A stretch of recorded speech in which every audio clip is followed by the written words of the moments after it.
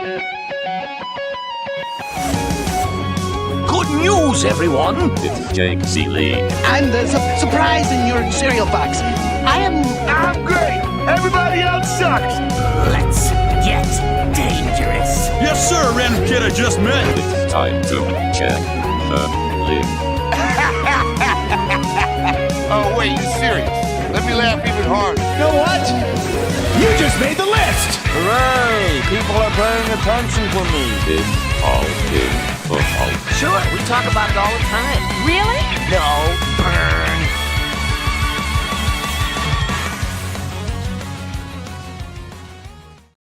What is up, you docs not puking on take 2 of week 2 of the waiver wire at all in football?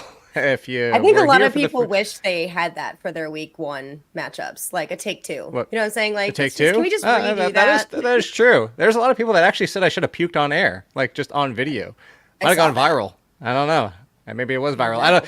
I found out. Do not, if you have any type of like headache issues, do not drink energy drinks with NALT. It's like N-A something and L-T something. It's NALT is the equivalent. Heads up. I don't want to come for any energy drinks out there, but that's what it is. That was my reaction. I found out afterwards. So look at that. Life advice. I'm glad you found out. Week 2. I'm glad you found out. Yeah. And you're not sick, which is great. So no. We'll just take 2. We'll just redo it. Take 2. It'll be fine. As Pat Mayo said, Puka Nacua. As we can continue with this, as the new, I should probably change my team name to Puka Nacua. You're not puking if you have Nacua, and we will talk. We talked yesterday. If you saw the first few minutes, it's going to be a little bit of repeat. I'll try to breeze through the first part, but because it got pulled down as well. Because who wants to watch an 8-minute or listen to an 8-minute podcast? By the way, the dogs brought me toys in the bathroom. They heard me. They were checking on me. So there you go. So funny. The quick recap was we talked J.K. Dobbins' injury, and we talked Gus Edwards versus Justice Hill. I say go for Gus Edwards over Justice Hill. Justice Hill didn't do a lot on the ground with his touches. Gus Edwards got the first carries before Justice Hill came in. The concerning part for Gus Edwards is that Justice Hill got the goal line carries, which maybe continues going forward. But Lauren, we talked about it briefly yesterday. I think maybe if that continues, Justice Hill kind of falls into an Ezekiel Elliott type of role behind Ramondre Stevenson, but with some pass catching work, so more value than Zeke. But I think a lot of people are going to look at the box score, look at this fantasy points scored, go for Justice Hill, where my first pick would still be Gus Edwards.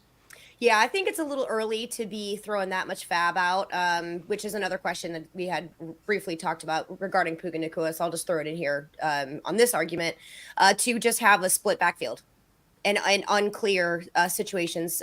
So I just think that if you're going to go after one of these guys, then I would go for Gus Edwards as well. I'm kind of changing my tune there because I went back and I watched the game yesterday. And it was great. Which, by the way, this is the closest you'll ever get to see me wearing like something kickers that says, "Can I kick it? Yes, you can." I wore this last year. This is my so obviously you know what's going to happen. She's going to pull it away and then ban kickers, of course. But can I kick it? Yes, you can.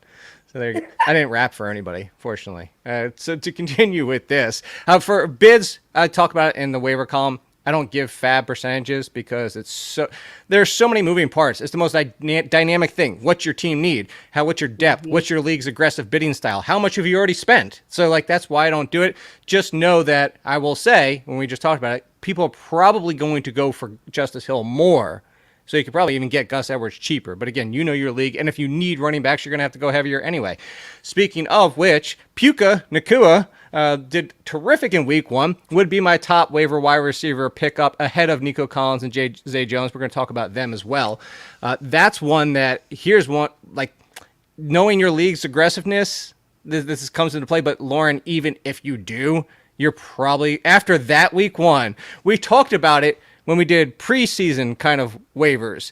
And what did I say on the show? I said, let's say Adam Thielen, some random other person I couldn't think of, and Puka Nacua all have the same exact box score. Who are people going to go nuts for? The shiny new toy Nacua. So remember that. Probably going to take 30, 40, maybe even 50% of your FAAB.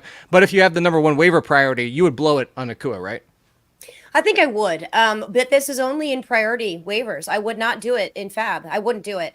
You wouldn't blow 40% of your FAAB? No, I would not.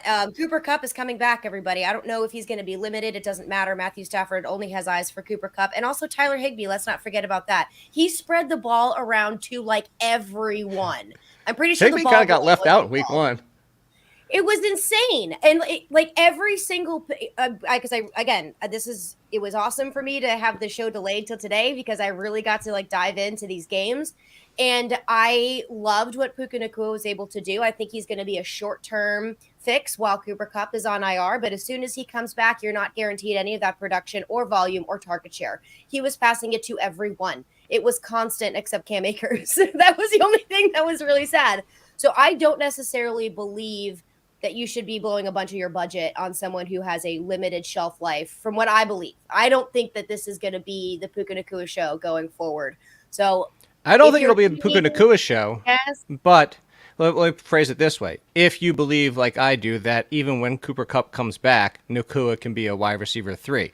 Let's go back to previous seasons with Matthew Stafford and the second wide receiver. We had Robert Woods way back in the day. Obviously, different team situation and all that type of stuff. But Brandon Cooks, like, there's going to be a second wide receiver value here. So let's say you believe he can be a wide receiver 3. Whether or not you do, the argument being, if you're on my page, you think Tutu Atwell falls to the side. Van Jefferson is an afterthought. Always that boomer bust play. The true number 2 on this team, I said, was going to be, like, people are Victor Olap. Like, apparently everybody in the world was on Puka Nacua. Like, if you were on Twitter yesterday, the entire world was like, oh, Puka Nacua, I told you this was... Shut the f up. No, you didn't. I bleeped myself out on that one. It was good. I even sat here and said, I believe in Puka Nacua, and said, but weeks down the road in the seat, like, I don't think the biggest Nacua fan out there. I want to see the receipts. I want to see the receipts. This is even somebody who's like on the page that said it's going to take time. I'm not even taking a victory lap on this. But I'm saying I believe he's the 2 and that it hit already. So he clearly will be the 1 until Kupp comes back. But I'm with you. Kupp will be the 1. It will be a dramatic downshift in the target share. If he knew he was a wide receiver 3 for the rest of the year, that scenario, what kind of fab would you spend? 20, 30? I would go as high as 40, and that's it. But that's like if I'm in a deep league, he happens to be out there. I'm a little bit more comfortable at about 30%. Okay, and great advice here. Like this short show, so I try not to get too much involved with the chat, but I scan it here and there, and of course, a very loyal listener. We have a lot of them, but Mr. Brett Thunderstruck. Yeah, Thunderstruck. Pick up Nacua and dangle him. Like, a lot of people will see that, like, oh, you picked him up. I'm not going to trade for him. But there are scenarios like, hey, you don't need running back. Pick up Gus Edwards and find the team that lost J.K. Dobbins, or maybe has a running back situation that's already crappy with Cam Akers. Hello. Those are the things. Like, you can pick people up and immediately dangle them. It doesn't mean you have to trade them, but this is how you, like, return value. Like, Joshua Kelly, as of today, hey, let's just talk about him real quick. Joshua Kelly versus... hold on. I'm going to take 2 steps back and then 1 step forward. 2 steps back. Kyron Williams behind Gus Edwards. Is he your second favorite running back? I like Kyron Williams ahead of Gus Edwards. Ahead of Gus Edwards? I'm really bullish on Kyron Williams. I don't know if this is an overreaction to week 1, but I'm actually not in a position in any of my leagues where I'm freaking out about running back. Gus Edwards is going to be the safer play. I just really worry about that goal line work with Justice Hill, who's been in that offense for quite some time and needs some kind of a breakout at some point. Now it's kind of forced on him. Kyron Williams looked really good, and his usage was ridiculous. When he ran the football, he was able to make plays, break tackles, and Cam Akers was not. So I don't know if that's just an overreaction, but they're kind of 1A, 1B for me. I really like Kyron Williams. So if I want someone who's going to have some explosive playability, I think I might take Kyron Williams. All right, well, over on Check the Link, over on the site, I'm assuming the number 1 isn't in. Again, we used Yahoo, or I use Yahoo, and we used it for this discussion, mostly because Sleeper doesn't get very friendly for the website. It's a lot easier to see roster, everyone. Just on Yahoo. Like, Yahoo is just like, boom, down the list. Sleeper's like, I got to scroll and then check this. Like, just Sleeper, please? Like, do it. Like, why do you give half the options on the websites? I know you want people to use your apps. So it doesn't mean you have to, like, water down the website to where you can't do half the things you want to do. Anyway, Kenneth Gainwell is the number 1 running back. I'm kind of having this conversation assuming most of the people listening and watching already have Kenneth Gainwell rostered in their leagues, already have Kenneth Gainwell potentially on their roster. That scenario that we saw the entire preseason played out exactly like the preseason. There was a lot of talk of like whether people believed it. There was people, beat reporters, saying, I don't know if we necessarily believe it. You bring in DeAndre Swift, you bring in Rashad Penny. Rashad Penny, the game day inactive, wasn't so much as a surprise as it was the fact that once he was a game day inactive, they barely used DeAndre Swift. Kenneth Gainwell's the one. Could it change any given week? Could Boston Scott score 3 touchdowns next week? Yes. Oh, yeah. Could Rashad Penny be active next week? Yes. This is the Eagles, but I would still go. Eagles running backs. Well, at least for now, it's clear. I would at least go Gainwell. So here's my ranking. I go Gainwell, Edwards, then I follow right up with Justice Hill, just because. Again, we're basing it off of assumptions. What if Justice Hill is the number 1 for the Ravens? Right. So that's where I go with that. Then I go Tyler Algier. I mentioned the fact that this could be Devonta Freeman, if I could say like this, like, throw them all together. That'd be one amazing running back. Just throw them all together. It would be. Devonta Freeman and Tevin Coleman all over again. With Devonta Freeman was an RB1 and Tevin Coleman was a fringe RB2. Not that you're starting Tevin Coleman as an RB2 every single week. Not that you're starting Tyler Algier as a RB2. But that volume is going to continue where Algier can be a 3. And he's already shown RB1 value if something happens to Bijan Robinson. So then Kyron Williams checks in at 5. I think he's got the ceiling to be the 1. But the floor, because it's Sean McVay, is just so concerning to me. Like, if I wanted to just play the lottery ticket, I'm with you on Kyron Williams.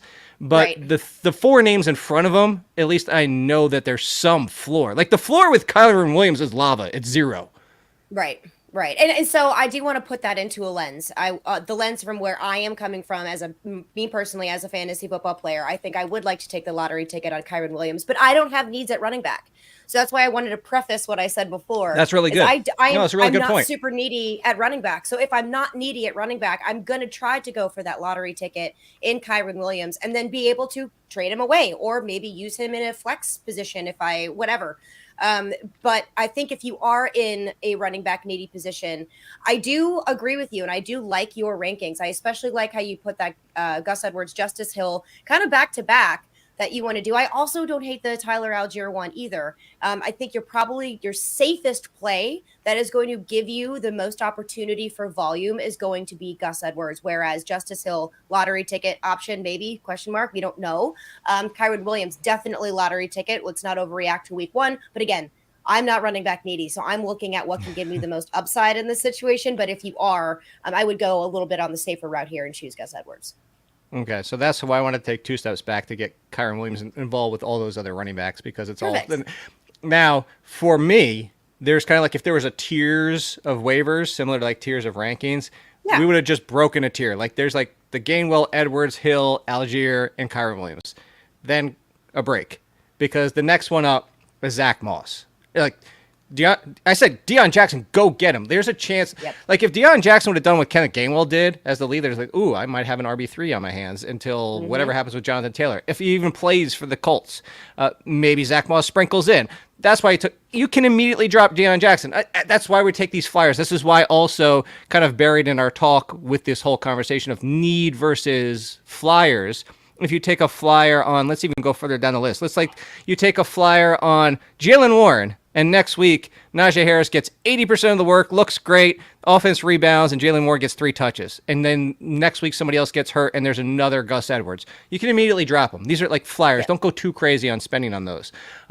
That's why, because the next breakoff is Zach Moss. And I will go Zach Moss because he's going to come back and be the lead. Deion Jackson did nothing with this opportunity. Evan Hull's now hurt on top of already being hurt in the preseason. But Zach Moss is RB3. Again, if you lost J.K. Dobbins, if you had Cam Akers, if you yes, Zach Moss is up next, and then behind him, to give you an example, is like Tajay Spears in a split workload, Sean Tucker, who I think could take over for Rachaad White. Rachaad White, volume. I don't think it's happened immediately. Oh, break my heart. Break my heart. So are you already have concerns about Rachaad White too? I do. It didn't look good. Wasn't pretty. It didn't pass the eyeball test. So I am concerned. So if we want to bring him up in our worry segment, we can. Through at least, I will say here, I'm going to put it this way, Warren. Through at least week 1 and what we saw last year with Rachaad White. This is not just week 1. So I'm going to compare him to another running back that we saw last year. I think Cam Akers, Rashad White, Spider-Man pointing fingers. The only difference is the Rashad White a little bit more involved in the passing game. Like, it's very close to that inefficiency of like, hey, it's you, it's me. Maybe the guy behind us is better. Yeah. Yeah, I can't argue with that. I have some concerns. I'm not going to freak out. I'm not going to drop him. No. I am going to keep a very close eye on how this Rashad White's still going to be an RB3 potential starter. The volume is still there. Yeah, But the opportunity for I will say, to go to your point back about Kyron Williams, if you don't need running backs and you are looking at Gainwell, Edwards, and you're like, okay, I'll spend 15. If I get them, great. If I miss, maybe I save my budget for what I might need more later in the season. That's where I would say, instead of going for Zach Moss, go for Sean Tucker. Just because in case that switches. Like, what's the upside of Zach Moss? Like, what's the ceiling? RB 20, 22? Maybe. Oh God, yeah, that's ceiling. Yeah. And then what if men RB2 fences is the happen? best Like, what if candidate. Jonathan Taylor actually plays for this team in week 5? Like, I know. There's so many question marks surrounding this team. Oh, I would just avoid it. I would just stay away. so from further down the list, Joshua Kelly is at 11. Again, watch that because Austin, like, he might, depending if your waivers run tonight, because it's now Tuesday instead of Monday, Joshua Kelly needs to move up the list because you got to take the chance. Like, what if Austin Eckler misses week 2? Yep. But yeah, that's one to look at. But from down this list, I want to throw out a couple names, just see if you have any interest in any of them. We covered Rashawn Johnson, that he could take over at some point, but he was used a lot in 3rd and 4th downs and when they were up by 7 already. So that's kind of like, I'm not that concerned about Herbert yet. I'm keeping my eye on it, but I'm not full on panic yet. So Same. Tank Bigsby, I don't know when you can really start him, but he was getting involved. Clyde Edwards-Helaire, similar. The whole Matt Nagy effect, Jerick McKinnon's a non-factor now. Chuba Hubbard actually got used with Miles Sanders, your boy that you hate. You like to see Chuba Hubbard. And then Jerome Ford got a heavy use because he's the next man up behind Nick Chubb. Of those 4, is there one that you would pick up over the others? Jerome Ford is intriguing. Again, if I'm not running back needy, that's the only reason why I would take a look at these guys. Is if I'm not running back needy and I'm picking up somebody else's backup. I think the one that does stand out. I'm sorry, I'm gonna go back. Josh Kelly. Josh Kelly is definitely the one that. Yes, Joshua Kelly is the one that stands out the most to me. What's with the Chargers? Joshua Kelly and Joshua Palmer and Josh Kelly, Josh Palmer. Like, can they just have like a meeting and just get all the sites to agree on? Do we say your full first name? I don't know. Is this like Friends? Joshua. What, you don't like Joshua. Josh? No, I don't like Josh. For a Friends reference for everybody. Before we move on to wide receiver, Antonio Gibson out of the equation for the Commanders. Who?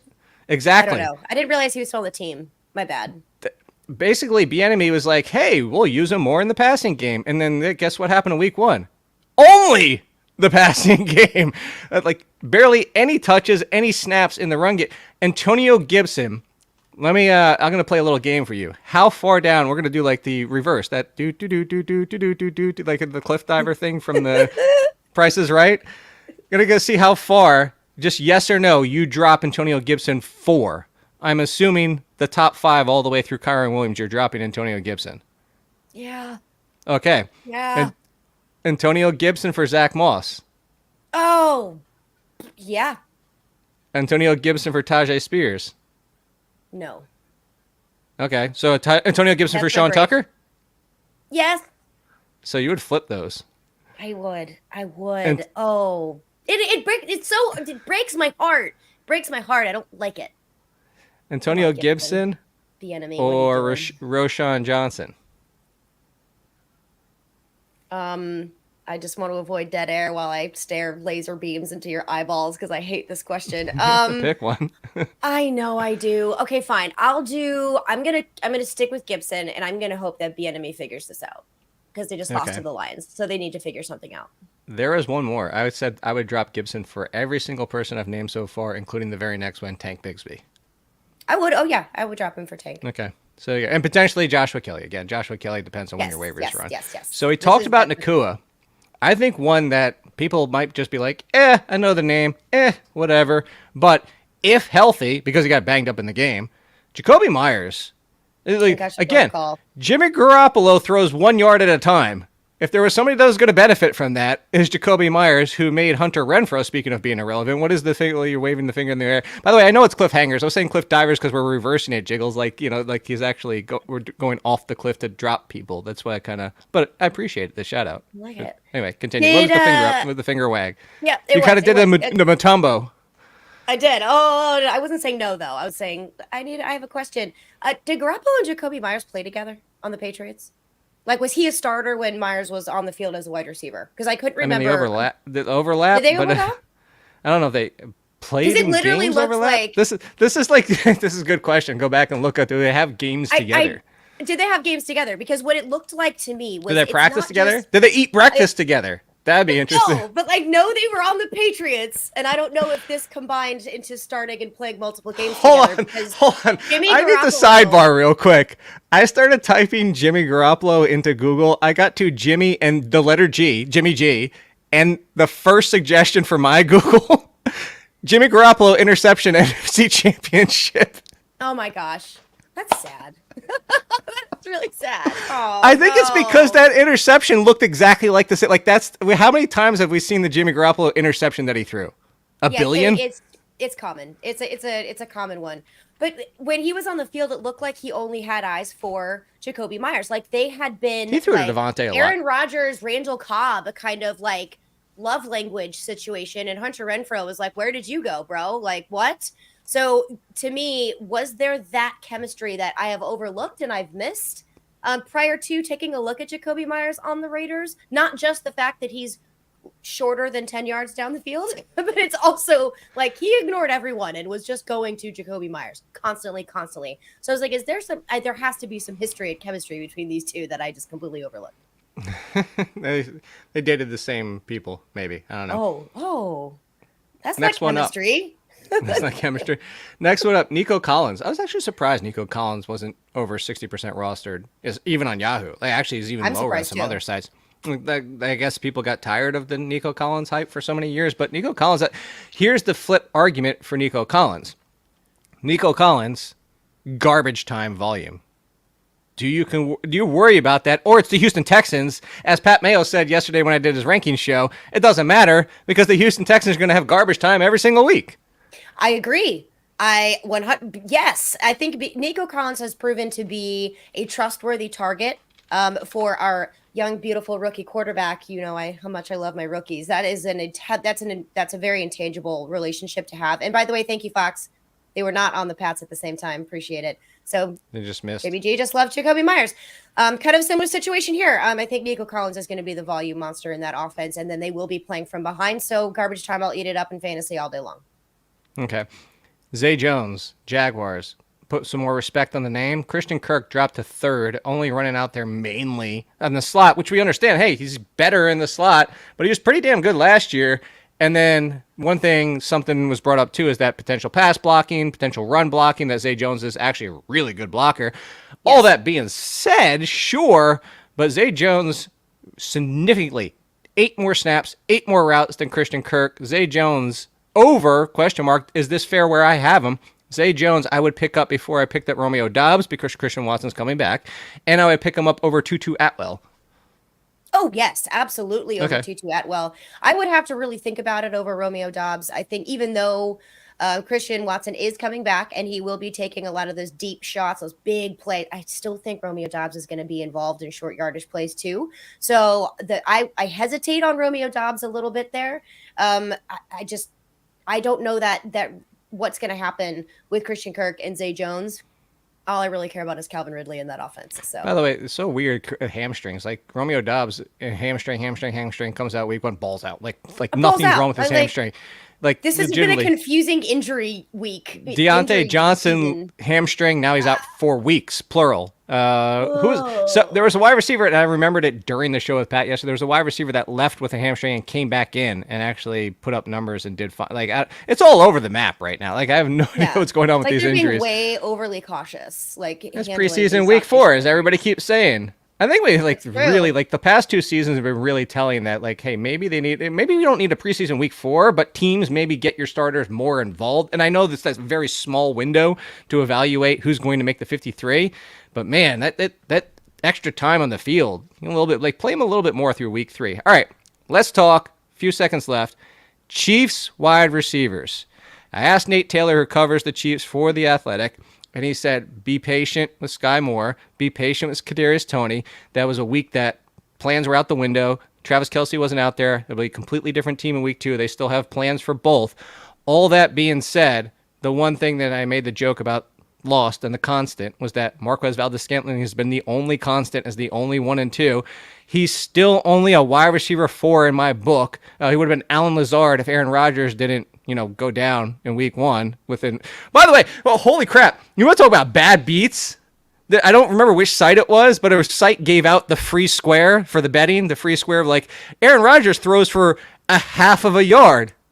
He threw for 0. Yes. It was. I think it was Prize Picks. I don't remember which one. Oh my gosh! Oh my I think that's the first free square thing I've seen go belly up like that. That goes absolute belly up. That was, oh my word. We haven't even touched on that, but I'll let you and Meanie talk about it Wednesday. Yeah, well, there's not much to there. This is just Garrett Wilson. Here, quick version. You can tune in tomorrow and find out. Garrett Wilson, if you could trade for a fringe wide receiver 1, do it. Unless you can, don't do it. Zach Wilson, he gets to face the Cowboys right out of the gate. That's going to be terrible.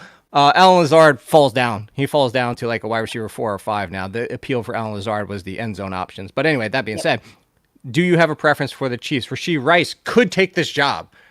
I mean, we had Kadarius Toney and Sky Moore, everything in front of them to take the opportunity. Kadarius Toney literally dropped it, and Sky Moore did nothing. So, if you had to pick one Chiefs wide receiver, who do you pick? Stepmom Lauren. I don't know why I said it like that. Sky Moore. I'm sorry, Kadarius Toney not only dropped it, but he gave it to the other team. There's that one too. I don't have any faith in any of these guys. It's Travis Kelce and Patrick Mahomes. That's it. The end. But if I have to choose, which you're making me choose, it's gonna have to be Sky Moore. But I don't like it. I need Pepto and my Lanta. I needed Pepto yesterday. Puke free Tuesday.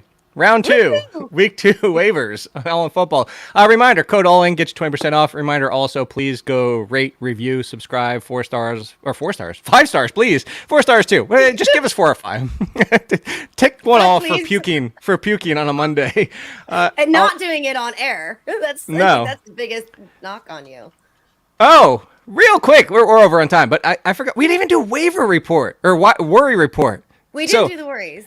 Who are you the most worried about? This is how long the biggest worry report ever. Go check the link over at The Athletic. Here's the worry report, Lauren. Who's your biggest one? And that's the quick version as we get out of here. Drake London, Kyle Pitts, Antonio Gibson, Cam Akers, Khalil Herbert, Damian Pierce, DeAndre Swift, Christian Kirk, Rashad Bateman, Juju Smith-Schuster, and Sky Moore. Who is your biggest worry? All of them. That's not the answer you can give it. Pick Drake one. London. Drake London's going to be my biggest concern. Drake London actually has the most ducks. And we will be back tomorrow at 10 a.m. for Week 2 rankings. Another puke-free show coming. Puka Nacua. Follow Stepmom Lauren at Stepmom Lauren, as I just said. And I'm over at All In Kid. We'll be back tomorrow. Thank you, Fox, as always. We love you guys. Zach Wilson sucks.